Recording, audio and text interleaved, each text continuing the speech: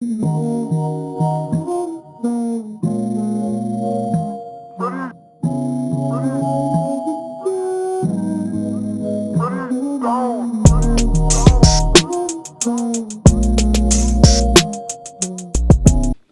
you for tuning in.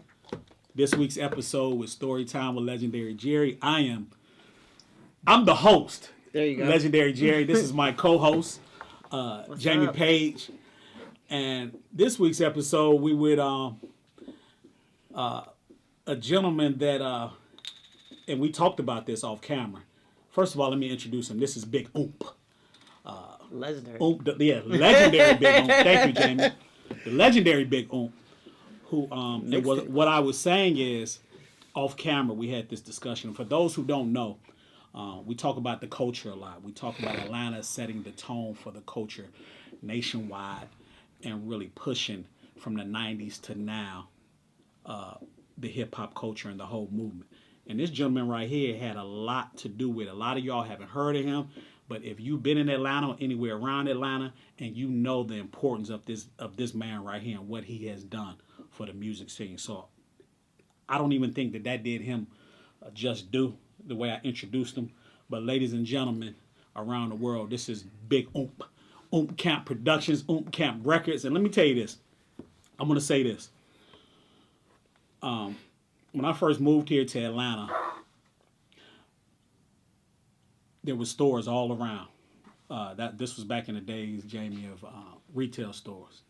And every part of the city I went, from Decatur to the west side to wherever, it was Oomp Camp, Big Oomp record stores. And I said, who is this brother? And then as I started getting entrenched myself in the music game, I saw what this dude was doing and the importance of his movement to the whole Atlanta and the culture. I'm using that word again. That's how important he is, because he had record stores, and as a black male, to have a slew of stores. Correct me if I'm wrong. How many stores did you have? 12 stores around the city. It was the largest black retail chain in Atlanta. Isn't that some shit?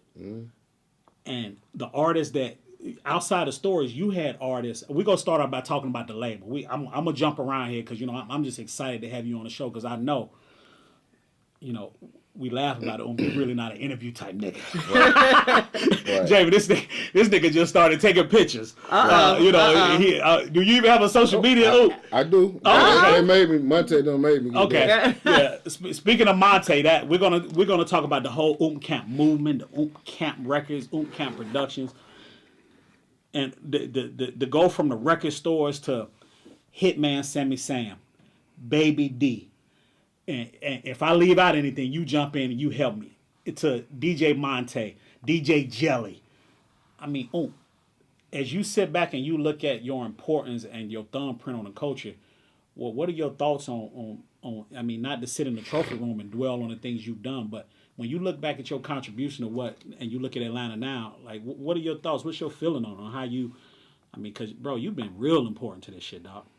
Well, man, I look back on Atlanta and I be like, I'm glad they done got this far and they never leave. Because when I first got started, it was very corporate here, and wasn't no underground really. Like, wasn't nobody really doing it underground. Like, you couldn't even get your product in Peppermints and Tower Records, Goodies. Ooh, Tower Records. Blockbusters. Retail. You couldn't even get your product in these stores. So for me to create the market for underground music, to even be able to come out, sell it, people can come by, pick up your money, and to see it now with no stores no more, and the digital stuff, I'm just glad Atlanta was able to withhold all of that movement that I blueprinted here. Yeah. And a lot of people came up through that blueprint and came up, man. Atlanta is big. You did lay out that blueprint. And that blueprint created a lot of millionaires in Atlanta. Yeah, and I mean, it opened up the Atlanta scene to up north, because I'm from up north too. So, coming to Freaknik and hearing all that music, that was like the gateway for the north to kind of grasp onto the Atlanta music scene. We opened the world up to Freaknik. They couldn't got our music. You couldn't even get Little John. Yeah. You had to buy our mixtapes to hear Who You With. We broke Who You With one Freaknik on Auburn Avenue. We sold about 3,000 of those tapes with Who You With, Lil Jon song. Wow. And it popped after Freaknik. Yeah. Y'all hear that shit? He said, say it again. Oomp, you said you broke Who You With on the streets. On the street, Lil Jon Freaknik. We sold like 3,000 tapes with his song on it, and that went all over the world. People came here from everywhere for Freaknik. Like you had people from every state in this city for Freaknik. I mean, bumper to bumper. And you bought our music, though. Yeah. Our music is what you bought when you got here. Now, what year did you get started? And when you said, "All right, I'm gonna really get serious about it," because not to blow your spot up. I mean, for those who street nigga, he was out in the streets, but he transitioned into the businessman that he is now, into the music, into the stores, into having a production company and all that. But what year did you say, "All right, this is really how"? I mean, because I know, and I'm jumping around. But, Oomp outside of music, he has real estate and all that. But just with the music, like I said, you had a situation where, like a lot of other niggas in the industry, you push that street I shit came to the out side. the streets. I was in the streets. And from while I was in the streets, I was building that DJ Jelly MC Assault brand. And in 91, we opened our first store up in Greenbrier Flea Market in 1991. And then that same year, we opened up another store in Old National Discount Mall. And within that time, we all young. I'm like, 19 maybe? But I'm straight street hustling like a fool. You know what I mean? And we built that brand. And after I started Big On Records. And what year did you start Big On Records? I want to officially say 93, 94? No, I started it in 96. Okay. I started it in 96, but the first record that popped Big On Records off was 1998, Sammy Sam, Ride With Some Players. Ooh, that like officially set Big On Records out to the public. That's a real label. And who did you do that deal? Was that wasn't, you didn't, was that through Ichiban Records? I was independent. I did that independent. And and not to cut you off, but you were one of the first cats to have that independent mind frame, and not just the mindset of like, hey, we gonna stay independent, like you say. You had the whole, go back to that blueprint word. You had the stores, so you was able to sell your own shit out of the store, so you didn't have to depend on nobody. All that was coming. Your producers did the tracks. So you was a one-stop shop before a lot of... I originally created the whole 360 deal before the labels just started. And I was going to get to that. We talked about that before. I created that years ago. Yeah. The producers, the writers, publishing company. Everything right down my umbrella. Big Oomp Records. So you were ahead of Oh, he was time. definitely... That's why it was so important for me to get him in here, Jamie. Right. Is because... And I've been saying this, and it's interesting because me and Killer Mike had this conversation about you too, on your importance to to the city and to the movement. Because like he just said, Jamie, everything was, when you saw Oomp Camp, you saw DJs in the club. If you wanted some hot ass beats, you can go to Oomp. Yeah. It had the artists. It was across the board. They promoted, they broke records, and the model and blueprint, it was there. And I just want to say thank you, because if it weren't for cats like you, and I came in the game in 95, 94, and I watched, even though we're about the same age. But I watched you and I looked up to you, bro. Like as far as the shit you was doing and what and I was just taking notes. So how did y'all meet? Now, I gotta think about that. I don't even know. Damn. I don't remember. Has it been that long? Yeah. Come on, old timers. Yeah. It's been that long. I will say this. I know one of the first times I met him, he was, not the stature.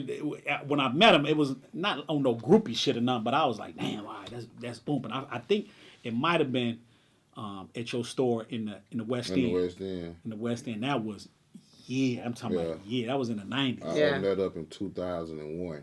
Okay, well, it was before then, because we met before then. Okay.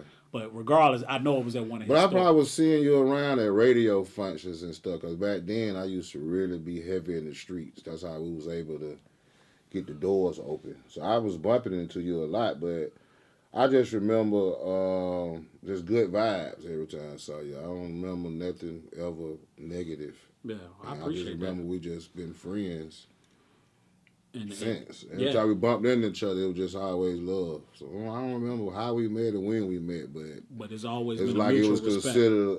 That's one of my homies or my buddies or That's my what's up. friends Yeah. right there. That's what's up. Yeah, and Jamie, in this industry, as you all know, it's hard to call somebody a real friend in this shit. That's true. You know, That's so, true.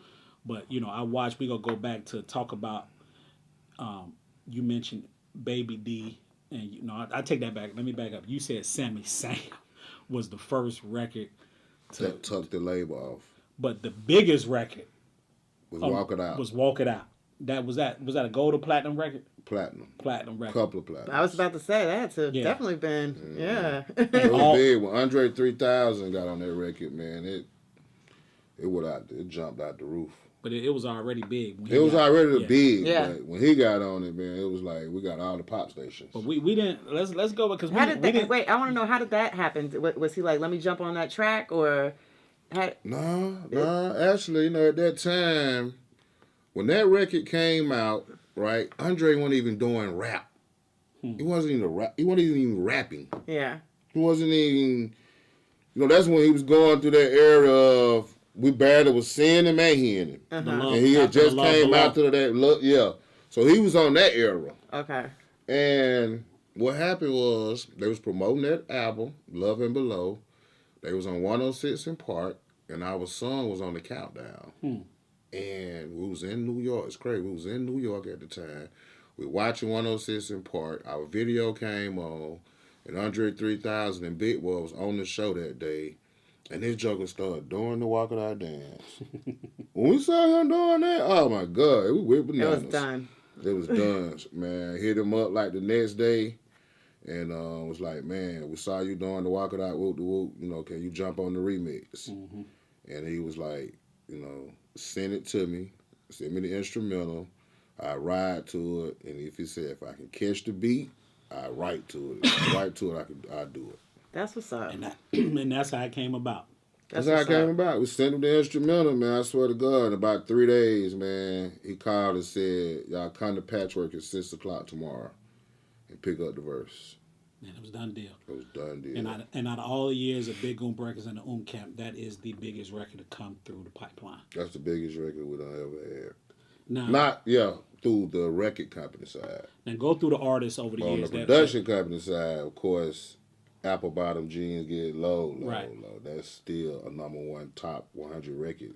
And one of your 10 years producers, later. one of the Oomp Camp producers, produced that. Yeah, we own 50% of that song. Damn. Yes. Nice. That's some nice publishing. Oh, no, don't try. This nigga, he smiled when he said that. He said yes. Yes. Shit. So go through the artists over the years just to educate folks who don't know. And I mentioned them and we'll mention them again. We talked about Hitman, Sammy Sam, Baby D. Baby D. I came out with Hitman Sammy Sam first. That's what officially. First, I put out a group called Major Bank. Mm-hmm. That was my first very project I put out. That was in 1996. Mm-hmm. But that was the real. We didn't know what we were doing. It was only sold in our stores. I ain't even know how to even go around and hustle it to other people to wholesale it. I ain't even know that much of the game Early yet. stage, the Big on record. Yeah, this one we first started Big on Records. Came out that first project, then pushed that for 2 years, 96 and 97. And then came out with an EP end of 97 with Sammy Sam. Then he had a street record on there, was called 1-on-1. 2-on-2. I remember that. Cocaine on my brain, about to drive me insane. I remember that shit. That shit was popping in the street. That record popped in the street. Mm-hmm. So when that record popped in the street, it set him up for his album. Mm-hmm. And within that next record, when we got the album together, that's when we came out with the Ride With Some Players, which was in 1998. And that record was our first record that made radio. Ride With Some Players. Ride With Some Players. And what's crazy is, so people don't really know, actually, that's really the first record that kicked in the doors of indie music getting in rotation in Atlanta. Really? People don't even know the history of that. I didn't know that. Atlanta was New York. They weren't even playing. I remember that shit. Atlanta rap. I remember that. The only time Atlanta rap got played was when we do the 30-minute segments. Like Jerry Smokey D and Jelly had something called 5 o'clock traffic jam. Really? This was on. This one you'll hear Atlanta artists On the Hot 97.5. Yeah, now Hot 107 now. V103 wasn't even playing no rap, none of shit. that. Outkast might have been the first rap record to get played or something. So that lets you all know that even as big as Atlanta is in the urban music, and this was, we talking about 90s. And that's what I'm saying. That's something like I never, We're like, in you the would early think, 90s yeah, right but now. you would think that, being in Atlanta, that it took for Hot 97.5, like I said, which is 107.9 Radio 1 station here in Atlanta, to start playing, and it was a 30-minute mix show. 30-minute mix show, and that's the only time you really heard Atlanta artists. And now look at which it. was DJ Jelly, which is my Your DJ. DJ. Playing Atlanta artists in that segment. That's the only time you really heard Atlanta music. Wow. But when I came out riding with some players, I blew it up in the streets, and that's another thing. Like Atlanta DJs, it wasn't Atlanta DJs in the clubs back then. It was New York DJs. Yeah, Once again, New York shit. It was New York radio, New York DJs in the clubs. So Atlanta was New York. Yep. It was a Booty Shake, which was Raheem and New York Kids of Rock, in New York. That's what was it. Booty Shake the Wu-Tang. It really did. Yes. It would be that. You'll have Luke, 69 Boys, Booty Shake, and then to Wu-Tang. to New York. Wow. And when I came out riding with some players, like I literally had to go around and demand these niggas who gonna play my record on some gangster shit. I heard. I heard. There was a couple folks that. Yeah, I had to really let them them know what you gotta do. This shit hot, and you gonna play this shit. You gonna play this shit. So I did that. Like I opened the doors up for to break the thing where you were gonna support some Atlanta. You know what I mean? Do these Atlanta artists come and I know they know the importance. Do these niggas ever just come and say, well, the young group don't even man. probably know unless the people who putting them out done told them. But you know, you got the Shaka Zulus and Jason Jeters and T.I. All them cats know because my movement is what helped their movement get to right. Yeah. So they was there to see that part. Yeah. But all the new guys, you know, just coming out in their 20s and younger, they don't realize. They don't even paved probably the way. know. How important do you feel that that is? I mean, I feel like it's important. I feel like if I'm jumping into an industry, I need to know the history from A, Y, to Z. If this would have happened, they wouldn't. I don't know what the hell what year Atlanta would have got to where it's at now. Yeah. Because that was the beginning of, like I say, those DJs playing Atlanta music because they wasn't supporting. You broke down a lot of music. doors. This guy broke down a lot. I literally made DJs play our shit in clubs. Yeah. From that's how it got hot. And that was make me to go to the radio and demand you're gonna put my shit in rotation. If you're gonna put my shit in rotation, we're gonna fuck you up. Yeah. And how do you feel about these young cats coming up? You know, Migos. I don't got nothing against none of these cats. It's a hustle. Listen. Well, I'm saying music-wise, because it is a lot different than... I look at it as a hustle. You got cats who don't go to school, who smoke and drink all day, who bullshit, sell dope, fuck off, do everything bad and negative, but can go out there, rap, make a hot song that ain't talking about nothing, and they get rich. They talking about Nathan. They talking about nothing. Yeah. And they go get rich, so it's a hustle. So Yeah. I can't knock a man hustle. Yeah. That's how I look at it. They hustle to get into their money. You know what I mean? Like, I can't knock that. And you know, because at one point niggas was, I mean, come on. I remember, man, I was out there. You was catching flack. It was like, man, who these country ass niggas? Who this? You know, the same thing. So as you was paving the way, you had to take them shots and them blows and shit for the betterment of the whole for the whole Atlanta movement. Mm-hmm. Because see, what happened is after we got that ride with some players into radio and rotation, that just opened the doors up for the next person to come with a record. That's how I opened the doors up for my next artist, which was Baby D. Yeah. Niggas was like, how you get East Side, West Side in rotation? They couldn't believe. Nigga, what you mean? You heard Ryan was the like, they're like, how you getting that shit in rotation? Right. But they ain't know I'm barely opening doors up for y'all jokers. In a minute, all y'all gonna be able to get y'all shit. And guess what? It opened the doors up. Yeah. But at that time, when I did that, you know, I had the 12 record stores. I had the DJs in the clubs. But then, you know, I had the TV show. Had a TV Damn, show I for forgot 11 about years. that. Damn, I forgot about the TV show. Yeah. Jamie, I forgot about the damn TV show. Oh, I forgot about the damn TV show. So it really, that just makes it even bigger. It was a video show. Live with the Oomp Camp. Live with the Oomp Camp. Hosted He had by the video DJ show. Jed and So Baby you know D. he go play his own. So back to what he said at the beginning of this interview, he had everything right there. He had the video show. He had the record stores. He had the DJs, producers. He had yeah. the DJs. He had everything right there. Right. And now these motherfuckers, they didn't come in no bad way, but they took the blueprint that he paid, that he mapped out, and they took that and now look at this wonderful cultural hub of Atlanta. It got a lot of millionaires that's rappers in this city now. Yeah. Before that shit, Atlanta wasn't popping. So New York owned this shit. Yeah, I remember. You mentioned Baby D. Baby D came after, and Baby D for a while. A lot of people, especially younger generation, they remember him. He was claiming Big Oomp, but he also was claiming BMF. Now, with you raising them, raising them in the music game. 15. Yeah, in the music game and literally in life, how did that make you feel to see your artist that was Oomp Camp? Because y'all remember, y'all had the jerseys coming out, the birthday badge, all that. To now all of a sudden have one of your artists be like, all right, I'm Oomp Camp, but now I'm claiming BMF. Did you feel a certain way about that? Did you and Meech had to sit down? Did y'all have to have a convo about that? Like, how did that all play out? Nah, actually, so what happened with that was, right, so you know I love Baby D like a son. Yeah. And when those guys came around, so when I got a whiff of those guys, that's when honestly, that's when Big Oomp left the street.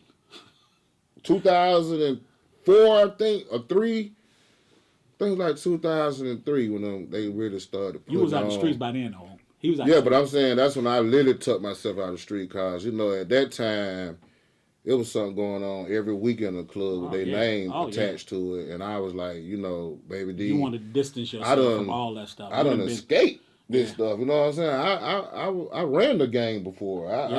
I'm been in those positions with the federal people and that shit ain't I done beat those times, and I'm not finna and you're put not about to put yourself back into that position. Yeah. So what I tell Baby D is, hey, listen, I understand you involved with the movement. You love what's going on. They spending the money. You know, they living the life right now, and I feel you. You know, you don't got attached to it. So what you got to do is, for me, right, separate yourself from me. Mm-hmm. You can still in your heart be Oomp Camp. I love you. I know you love me, but don't mingle me with that. So, you know, he went and got the jerseys, the clothes. The BMF jerseys. BMF on the front, Big Oomp on the back. Yeah. You know what I'm saying? So I said, man, listen, just rock BMF. I don't got no issues with them. Actually, the dude, Big Meech, wanted to have a meeting with me. He said, listen, man, Big Oomp, you know, I want to see Baby D blowed up all over the world. Mm-hmm. He said, I want to give you $1 million to help blow Baby D up. But of course, me, coming from the streets, my money done got clean. Mm-hmm. I can't associate my clean money with your dirty money. Because then it's all dirty. It's all dirty, you know what I'm saying? So for me, I had to turn that opportunity down, you know what I'm saying? I was like, you know, I'm good, brother, you know what I mean? And if Baby D want to move that way, then you welcome to move that way. That's a good thing that you and Big Meech, two leaders, two bosses of y'all movements was able to be like, you know, I'm cool, go ahead, we cool. So Baby D went on, you know, did his run with those guys, and he's incarcerated now, though. In 2018, okay. Yep, he's incarcerated. And Sammy Sam is incarcerated as well. Sammy Sam. Oh, Oomp, damn me, whole roster going. Little basket from Intoxicated. Shit. So the circle back to what you said about, and we cleared as far as talking about it. Like you said, you ran the game. You was head of a game. The game was Me Fi Yo. So for you to back in that, this was in the early '90s, and for people that don't know, Me Fi Yo controlled the streets. It was the first gang to represent Bloods in this city. Yeah, so they ran the streets. So when the feds came, and I heard they shut down the whole city from Mechanicsville all the way over. So for you to escape that life, having to go sit down to come up to now, man, that just tells you the type of character, type dude you are. Because you know, whenever his name came up, James, ain't nothing but positive shit. Like I don't care. I'm talking about from streets to niggas in suites. Yeah. When you say Big Oomp, Well, it's go, it resonates very well. And just to say it again, and I know y'all might be, but for him to lay this blueprint, and it really hit me when you said how you created that whole 360, and I'm sitting here going, damn, I was just thinking about that, how everything you was doing was all up under one. managing, booking, everything. And to this day, I still see your DJs representing DJ Jelly, DJ Monte. Is one thing. I mean, and one thing about your cats, the people that's in your crew, in your circle, they very loyal to you, man. I notice how they still rep Oomp Camp. I'm talking about to this day.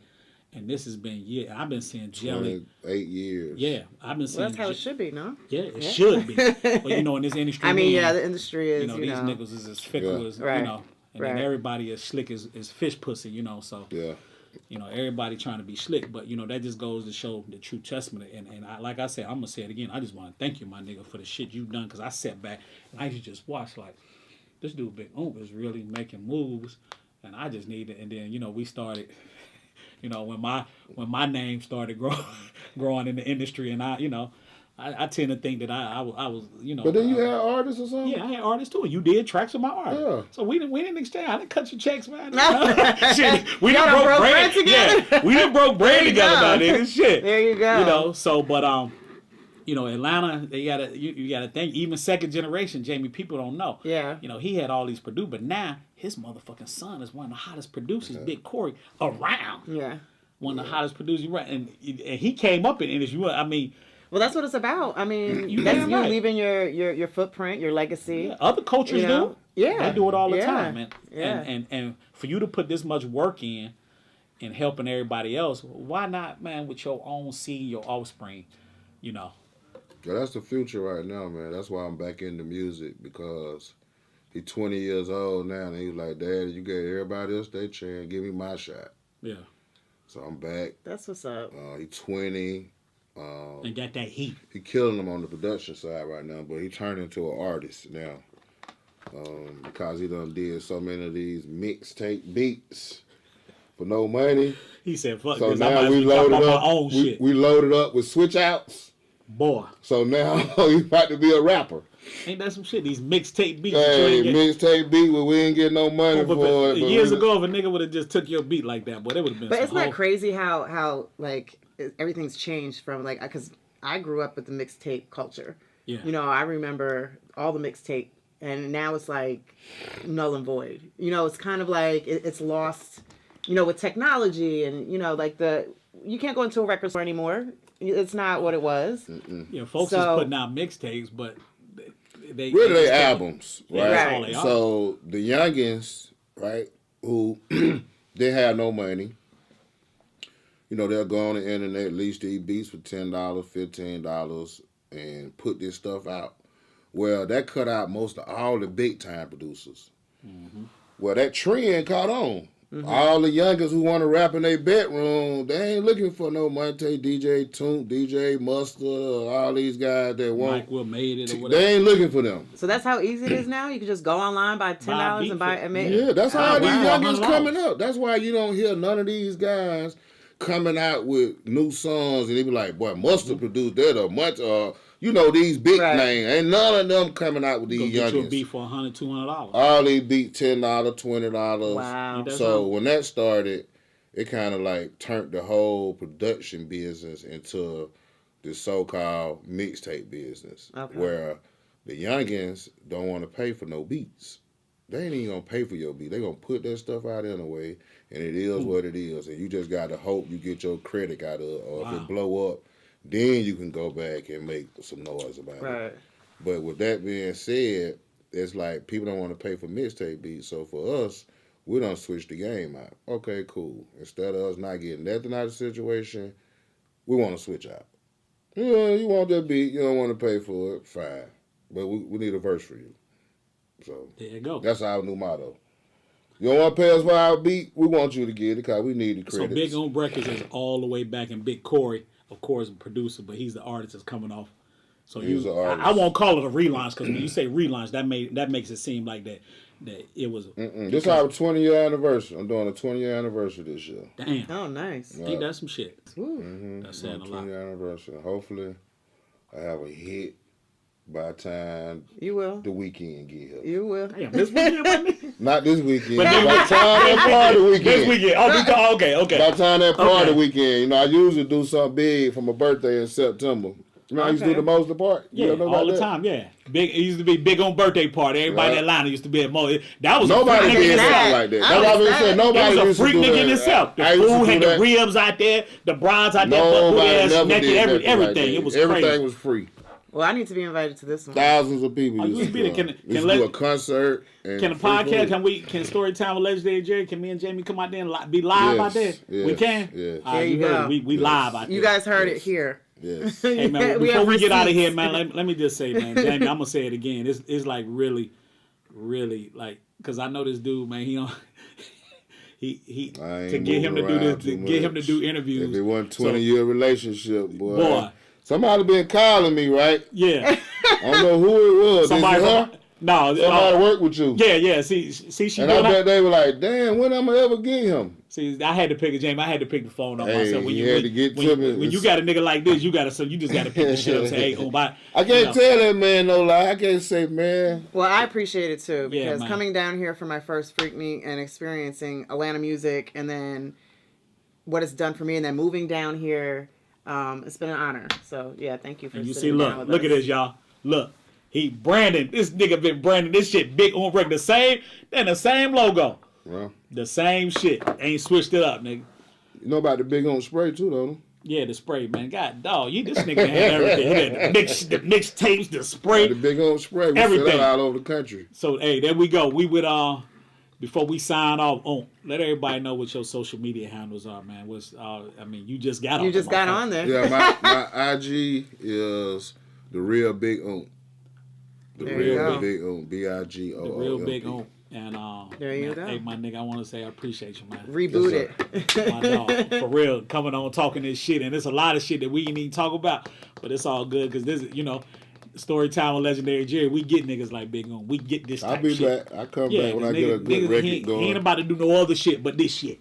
When There you go. y'all hear this, a big on record get hot again, just know, but we all the way live. We back It's with going the all the way parties. live. We back. Legendary Jerry podcast. Go on all our IG, all our social media, Twitter, IG, all that shit. Legendary Storytime with Legendary Jerry podcast, live and indirect in your face. Jamie Page, what's your Signing off, Miss Jamie Page, and that's my Spell handle. the shit, nigga. Shit. MSJ. You know, a lot of- she said, nigga, it's basic shit. It is. I mean, it is pretty basic. But nah, Miss Jamie Page on Instagram. Follow me. And I am Big Jerry Clark. Storytime with Legendary Jerry. This week's episode is off the chain. As you see, we done deal. Legend. Big Oomp, thank you. We out of here. Peace.